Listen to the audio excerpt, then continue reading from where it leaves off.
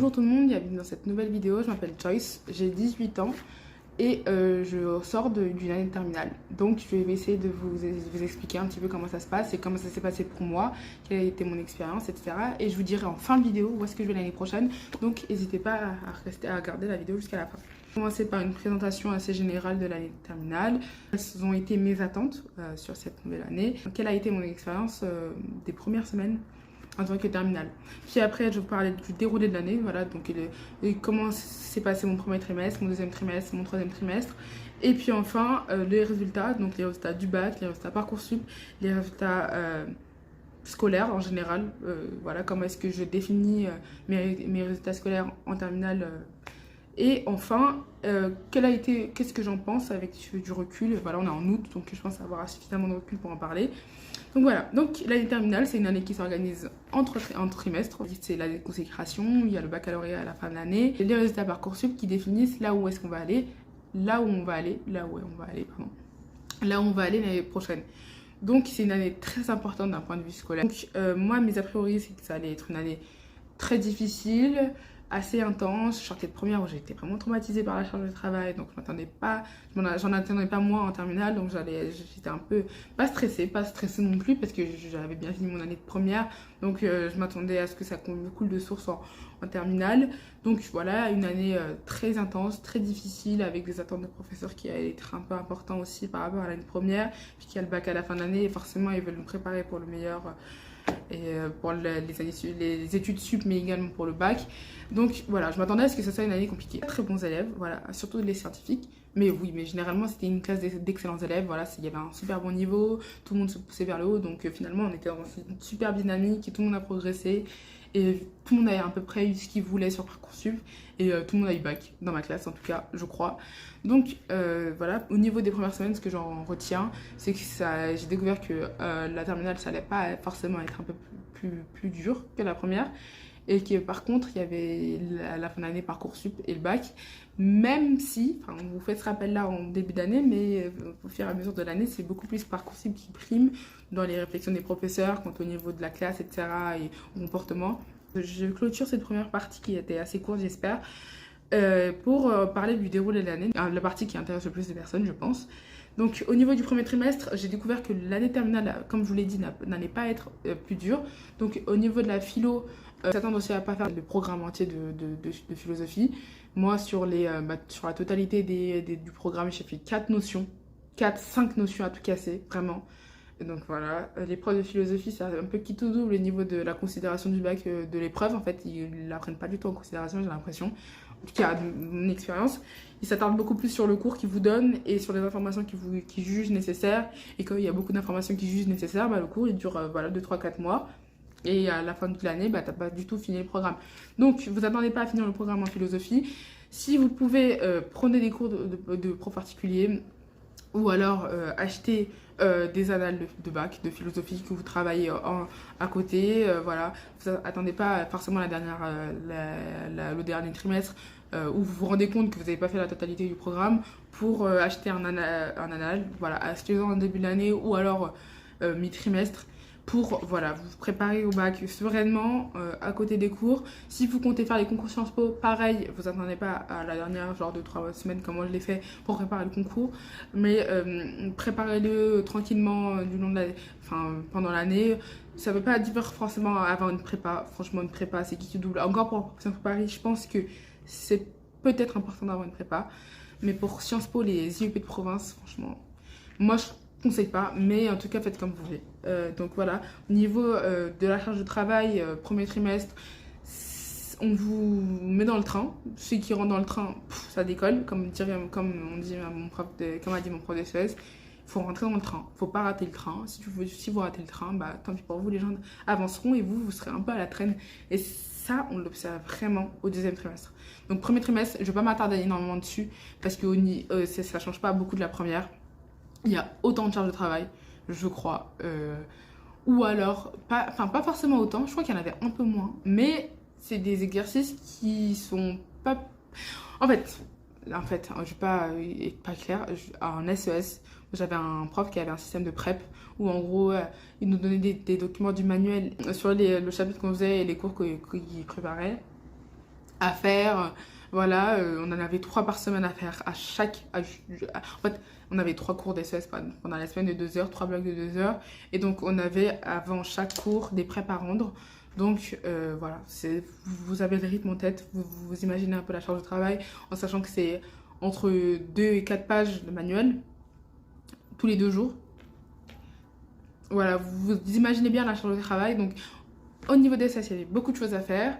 En histoire, il y avait beaucoup de choses à faire. En philosophie, il n'y avait pas de choses à faire. En HLP, voilà, apprendre son cours. Mais bon, c'est beaucoup d'écoute HLP. Moi, j'ai une mémoire une mémoire auditive assez développée. J'ai une mémoire aussi manuscrite. Donc, ça, il faut aussi que je révise chez moi. Donc, écoutez beaucoup en HLP, participer dans tous les cours. Enfin, au bout d'un moment, vous êtes arrivé en terminale, je ne vais pas avoir un aspect moralisatrice, mais la participation, enfin, il n'y a pas besoin de vous rappeler en terminale que c'est important pour l'appréciation, pour la mémoire, enfin, enfin, une présence active, voilà, et il ne faut pas être passif en cours passif, on va vous le rappeler sur votre bulletin, vous allez le voir. En vrai, si vous êtes de nature timide, je peux comprendre, mais sinon, les autres qui veulent juste la flemme de participer, c'est dommage, vraiment c'est dommage. Donc essayez de faire un effort là-dessus en terminale, c'est hyper important. C'est vraiment important en terminale, bien plus que sur les autres années, même si ça a été important en première. Voilà. Donc voilà. J'ai oublié de parler des attentes que j'avais. Donc, première partie, j'ai oublié de parler des attentes que j'avais. Je voulais avoir au minimum 16,5-17 à l'année. Pour pouvoir prétendre aux meilleurs trucs, aux meilleures universités, aux meilleurs, voilà. Sauf Dauphine parce que j'ai pas maths, donc ça part. Mais meilleur. Sauf Assas aussi parce que je veux pas aller à Assas. Je voulais pas aller à Assas aussi. Pardon, voilà, j'ai un peu spoilé, mais bref, je voulais pas aller à Assas, donc je voulais pas aller à Assas, je pouvais pas aller à Dauphine, donc c'est les 2 trucs qui ont été écartés. Mais tout le reste, voilà. Et prépa littéraire aussi, ça m'intéressait pas.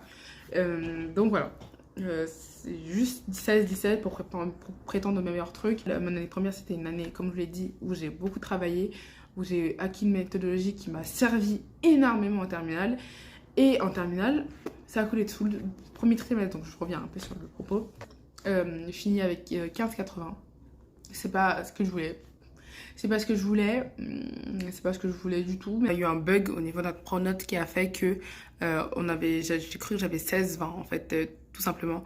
J'avais cru que j'avais un point de plus, puisque c'est ce qui avait marqué sur pronote. Et donc, c'est à la fin du trimestre, on a vu que toute ma classe, nos moyennes avaient dégringolé parce que il y avait un bug et en fait, c'était pas nos vraies moyennes. Un peu bizarre, mais c'est pour ça qu'en fait, je trouve pas mes mots parce que, enfin, pour moi, j'avais 16. Parce qu'au philo, j'ai 14. En tronc commun, j'ai 14. C'est pas énorme, mais au niveau du prof, le prof que t'avais, franchement, même la meuf qui avait, enfin, à chaque contrôle de philo l'année dernière, avait quoi, 17, 16. Par rapport au prof que j'avais, avoir 14, c'était pas non plus démoralisant pour moi. Donc j'avais 14 en philo, 12 en littérature. Ça a été un peu mon point rouge, mon point d'ombre pendant l'année. Littérature, non, pas pendant l'année, mais en tout cas premier trimestre. Mon principal défaut, et c'est pour ça que j'ai ouvert une chaîne YouTube, c'est que j'aime trop parler, je parle trop, je pense trop. Et donc au niveau de mon écrit, il n'est pas structuré. Ça part dans tous les sens. Voilà, ça a été mon principal défaut en première, ce qui fait que j'ai raté mon bac, je pense, de français. Principal défaut en français, et ça l'a été aussi en terminale, au premier trimestre et en deuxième trimestre. J'ai compris, je me suis rattrapée, c'était fini le temps des balbatages. Maintenant, on va à l'essentiel. Donc voilà, voilà, ça s'est bien passé, comme vous l'avez vu, 16. Et en philo, j'en parle pas parce que c'est assez simple.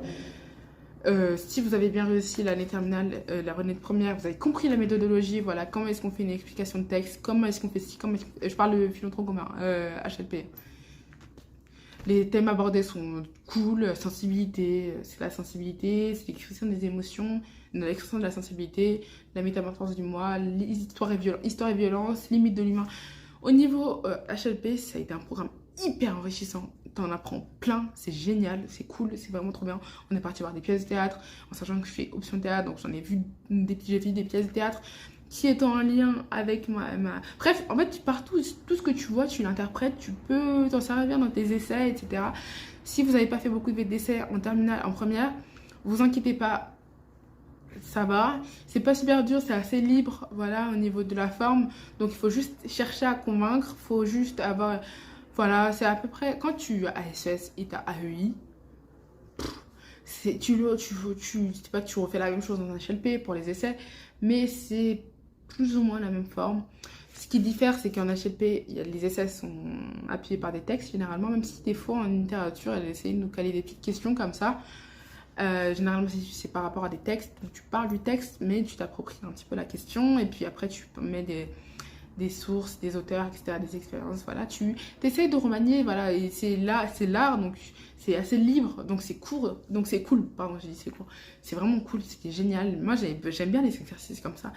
Un des points que je voulais aborder aussi par rapport au deuxième trimestre, c'est que on a la pression de Parcoursup bien plus que la pression du bac. Et si vous êtes de nature anxieux, assez stressé par rapport à votre futur.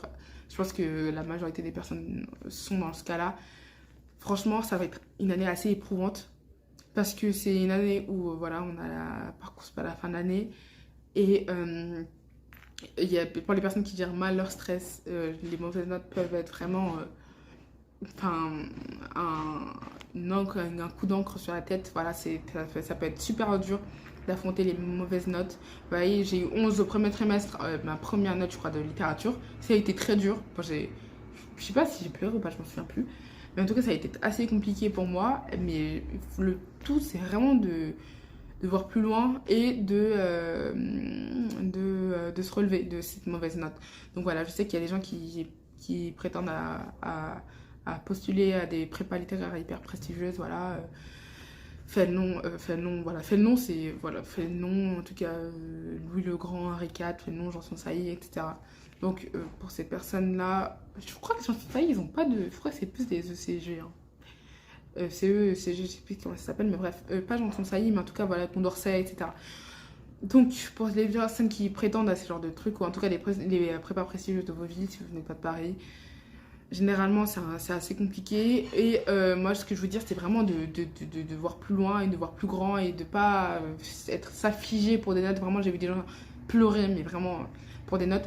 Donc, moi, je comprends totalement. Je suis pas là pour dire juste c'est juste une note. Moi, je comprends. Quand tu as des ambitions hyper élevées, t'as pas envie d'avoir des 15, voilà, du 15, 13. C'est pas des très bonnes notes. Et du coup, tu es en concurrence avec des gens super forts. Donc, moi, je comprends totalement. Faut juste voir plus loin et ne pas essayer de se définir par nos notes. C'est le plus important, vraiment. Il faut vraiment comprendre ça pour pas passer une année de merde. Je vais être assez vulgaire, mais vraiment pas pleurer pendant toute l'année, vraiment. Donc, moi, c'est vraiment le conseil que je voulais vous donner. Donc, voilà. Même si vous avez des facilités, d'ailleurs, c'était pas mon expérience parce que j'ai pas de facilité particulière, mais voilà, j'ai pas de facilité particulière, mais je travaille bien, enfin, tu vois, c'est pas très compliqué, mais juste, voilà, c'est pas quelqu'un qui va me lever et avoir 18 partout, voilà. Mais je côtoie énormément de gens qui sont dans ce cas-là. Il y a eu deux catégories. Il y a des gens qui n'ont pas pris leur facilité pour acquis et qui ont continué de travailler, qui ont du coup excellé. Et il y a des gens qui avaient des facilités et qui n'ont pas énormément travaillé parce que l'année terminale, c'est pas une année qui est hyper dure au niveau des attentes. Donc tu peux avoir des bonnes notes assez facilement si tu sais travailler. Et donc, il y en a qui se sont un peu laissés aller et qui sont restés bons, mais qui voyaient les autres. Enfin, il y a des gens qui sont restés bons, mais les gens qui étaient à côté d'eux, au même niveau qu'eux, eux, ils ont progressé beaucoup plus que eux. Et donc, tu t'en rends compte au premier trimestre, au deuxième trimestre, du coup, tu te mets un peu plus à travailler, mais c'est un peu tard, parce que la structure de l'année terminale fait en sorte que les deux premiers trimestres sont les trimestres les plus importants. Donc voilà, montez dans le train, c'est pour vous dire vraiment, montez dans le train dès le premier trimestre, vous travaillez bien. Ceux qui s'inquiètent par rapport à leur vie sociale, vous inquiétez pas du tout. Voilà, dans mon lycée, c'était café tous les jours, pour les gens très bons d'ailleurs, donc vous inquiétez pas, franchement ça va, vous pouvez sortir, vous pouvez largement voir vos copains toutes les semaines, voilà. Mais bon, travaillez quand même parce que c'est une année qui est importante. On ferme cette page-là. Le deuxième trimestre est fini. On a clôturé Parcoursup. Les vœux sont faits. Je sais pas si je vous parle de Parcoursup là maintenant ou plus tard. Bon, je vais laisser ça pour la troisième partie. Ok, donc le troisième trimestre, c'est un trimestre d'accomplissement. C'est un trimestre de finition. C'est un trimestre où il y a des gens qui se disent voilà, c'est la fin, ça compte pas pour Parcoursup, etc. Donc on s'en fiche. Moi, j'ai pas été de ces personnes-là. Moi, il y a toujours la porte de la réorientation. Je suis sur YouTube, je suis les gens sur YouTube, je suis les gens sur TikTok. La réorientation, c'est un sujet qui est plus si tabou que ça. On sait tous que voilà, on entre dans les études supérieures. Généralement, on fait des formations auxquelles on n'a jamais été exposé avant, des matières qu'on ne connaissait pas.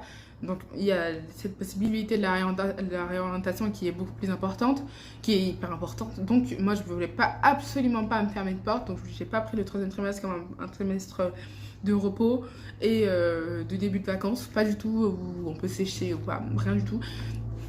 Donc j'ai été hyper assidue, j'ai continué d'être assidue, j'ai continué.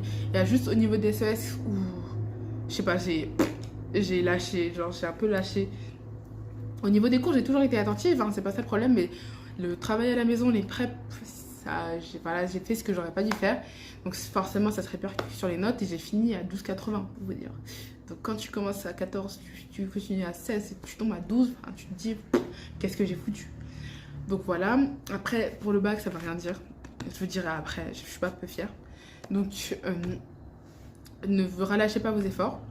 Moi je visais quelques prépas quand même, donc je me suis dit si je veux me réorienter, voilà. En vrai, voilà. Mais à part ça, en littérature, bah, ça allait, j'ai conclu 17-17 avec la meilleure note dans un des devoirs de littérature, donc hyper fière de moi. Quand on part de 11, la pire note de la classe, c'est pas la pire note, mais c'était l'une des, voilà. C'est pas la meilleure, quoi. C'était vraiment dans le classement bas des gens qui ont, voilà. Bref, en tout cas, quand tu pars de 11 où t'es pas vraiment pas la meilleure de la classe, à 18 où t'as eu la meilleure de la classe, tu peux être fier de toi. Donc c'est pour ça que je vous dis vraiment, ne relâchez pas vos efforts. C'est pas fini, c'est loin d'être fini même.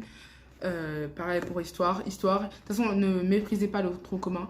Philosophie, j'en parle très peu parce que c'est une matière qui m'a beaucoup saoulée cette année. Enfin, moi, c'est vraiment de quoi te dégoûter de la matière, alors que moi j'aime beaucoup la philosophie, vraiment. Je voulais pas faire de la philosophie, mais j'ai pensé à faire l'ethnologie et l'anthropologie à un moment.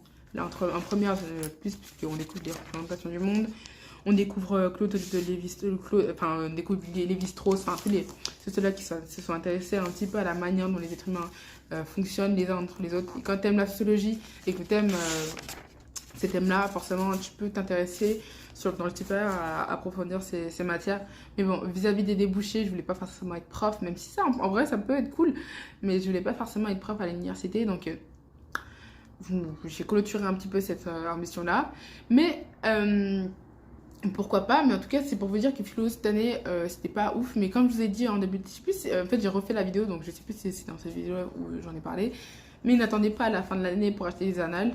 Je vous conseille de soit prendre un prof particulier si vous avez les moyens, ou alors de prendre, si vous découvrez la matière encore plus, mais voilà, soit prendre un prof particulier, ou alors d'acheter les annales vraiment à début d'année ou mi-trimestre. Vis-à-vis de Parcoursup, maintenant, voilà, on va ouvrir ce sujet-là. Moi, je me suis énormément renseignée en amont sur toutes les formations qui m'intéressaient sur la plateforme, de l'anthropologie, comme je vous l'ai dit, à Sciences Po, ou en passant par les prépas. Voilà, Parcoursup, c'est pas un truc que j'appréhendais énormément. Donc, quand il a fallu s'inscrire et voir les formations, voilà, j'ai pas stressé. Donc, moi, je vous invite à vous familiariser avec la plateforme pour pas tout découvrir au moment au moment où on vous en parle. Parce que voilà, c'est dommage, je pense. Familiariser avec la plateforme, regarder mes résultats Parcoursup pour voir un petit peu comment les gens s'en sortent. Et voilà, moi je vais vous dire un peu mes vœux. J'avais 10 vœux, voilà, 12 avec les prépas. Donc je voulais aller en droit LEA. C'était mon objectif. C'était pas une formation hyper sélective, même si c'est une double licence. C'est pas une formation hyper sélective parce que voilà, aujourd'hui il n'y a plus tellement de gens qui veulent faire de l'allemand. Donc voilà, mais elle était à Tours et le problème c'est que voilà, c'est à Tours et l'université de Tours en droit elle est 33e nationale. Et bon, c'est cool niveau dossier parce que c'est une formation pluridisciplinaire, une double licence qui à terme te permet de devenir un juriste international. C'est vis-à-vis de cette brochure-là, tu prends la formation, et voilà. Donc voilà, je voulais faire ça. Il y avait la double licence Sciences Po, droit Sciences Po dans la même université de Tours, donc je te l'ai mise aussi, pourquoi pas. C'est pas très loin de Paris, donc voilà. Sinon, droit Sciences Po, bien sûr, à la Sorbonne. Sciences Po à la Sorbonne. Sciences Po. Paris. Sciences Po les IEP de province, okay, donc le concours. Droit à la Sorbonne, droit à Paris Prépa, prépa D1. La prépa D1 c'est une prépa droit éco. Comme je l'ai dit, j'ai très bonne en SES. Donc pour faire de l'éco, je voulais faire de l'éco, mais le problème c'est que je faisais pas de maths. Et je fais pas de maths et je pouvais pas donc prétendre à postuler en économie ou en éco-gestion. Donc je vous conseille de prendre l'option maths au moins si vous voulez prétendre à ce genre de formation. Même Dauphine, mais bon, Dauphine, je pense que si t'as pas l'aspect, tu peux pas. Donc je voulais faire de l'éco, donc c'était parfait. C'était un profil très littéraire, donc c'était de l'éco très théorique. Et donc droit, éco, langue, génial, langue anglais-allemand, voilà. Moi, je voulais vraiment, moi, je veux, bon, en tout cas, droit, éco, langue et culture générale, mais génial. Franchement, ma prof de français, de littérature m'en a parlé. J'ai adhéré directement. Donc c'était vraiment ce que je visais, un peu plus que Sciences Po. Résultat du bac, je vous mets une petite capture d'écran. J'ai eu 19 en SES, 16 en HLP et 15 grand oral, 14 en philo. Donc voilà, compte tenu de mon année, c'était pas une grande surprise. Et vu que j'ai beaucoup travaillé en amont, j'ai une méthode de travail assez pertinente. Donc pour SES, ce que je vous conseille de faire pour réviser le bac, c'est de prendre toutes les annales sur SES Académique Versailles, faire toutes les annales, mais généralement il y a des bacs blancs, donc il y a des annales que vous allez faire en amont, voilà, pas forcément tout d'un coup, mais pour réviser les contrôles, faire les annales, peu importe l'exercice, à part le C2 que j'ai pas révisé du tout, voilà, le C2 j'ai pas révisé, mais mes rappels de première étaient très bons. Niveau méthodologie, il faut oublier aucun, voilà, faut pas oublier la source, le champ, le titre, l'unité, la légende, bref, voilà. Quand tu as ça en tête, tu vas à l'épreuve, même si tu n'as pas fait d'anal de C2, ça devrait bien se passer. Surtout que la question, c'est généralement une question qui est proche de l'EC3, un mix entre l'EC1 et l'EC3, donc voilà. Donc voilà, moi je suis tombée le premier jour en SES, donc j'ai pris l'épreuve composée où il y avait le premier chapitre, le C1 sur l'école, le C2 sur l'Europe et le C3 sur la justice sociale. C'était du pain béni. Donc moi j'ai fait aucune impasse, j'ai tout révisé de A à Z. Franchement, j'ai appris toutes les définitions, croyez-moi, j'avais tout sur le bout des doigts. En plus, j'avais révisé la méthodologie, donc le 19, enfin moi je visais 20, tout simplement, je visais 20. J'ai eu 19, bon, c'est le C2, je sais pas ce qui s'est passé, mais bref, voilà, je suis assez fière de moi, mais au vu de l'année, j'ai travaillé tout le long. J'ai pas attendu la dernière minute, je me suis beaucoup instruite vis-à-vis de l'actualité. Donc ensuite, l'année prochaine, je vais à Paris Cité. Voilà, peut-être que vous êtes resté jusqu'à là pour savoir ça. Donc l'année prochaine, je vais à Paris Cité en droit. J'ai pas été très bien, je suis pas bien classée à la Sorbonne. Donc j'ai préféré attendre un petit peu, mais au final, j'ai accepté définitivement mon vœu. Donc voilà, j'étais un peu déçue parce que moi, je voulais vraiment aller à la Sorbonne, comme j'avais pas eu le D1. Mais bon, c'est pas grave, c'est une bonne fac aussi, même si elle est beaucoup plus renommée dans tout ce qui est psychologie, sciences sociales et médecine. Ça reste la 3e meilleure fac de France, donc j'estime que c'est cool. Concernant Parcoursup, si j'ai une stratégie à adopter, à vous conseiller, c'est de vraiment mettre des vœux de secours. Moi, Paris Cité, ça a été mon vœu de secours et finalement, c'est là où je vais l'année prochaine. Donc voilà, même si j'avais pas mis ça, je serais partie à Tours, mais voilà. Mais je vais là-bas l'année prochaine. Je vous invite à vous abonner si vous voulez me suivre un petit peu dans mes aventures. Je suis très vlog. Peut-être que ça changera un peu du format que j'avais l'année dernière.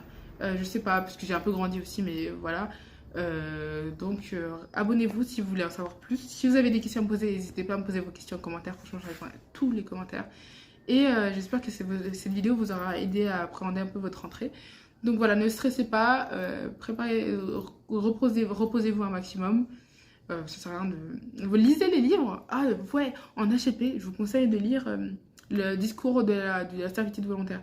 C'est juste ça, je vous conseille de lire ça. Moi j'ai lu, c'est tout ce que j'ai lu pendant les vacances. Je voulais lire Émile ou de l'éducation de Rousseau, mais le livre est horrible. Et 1984, ah oui, 1984 de George Orwell, si vous ne l'avez pas lu, je vous conseille de lire. C'est voilà, le discours de la servitude volontaire et 1984, c'est 2 livres que je vous conseille vraiment absolument de lire. Et à part ça, voilà. Donc voilà, merci d'avoir regardé cette vidéo jusqu'à la fin si vous êtes toujours là.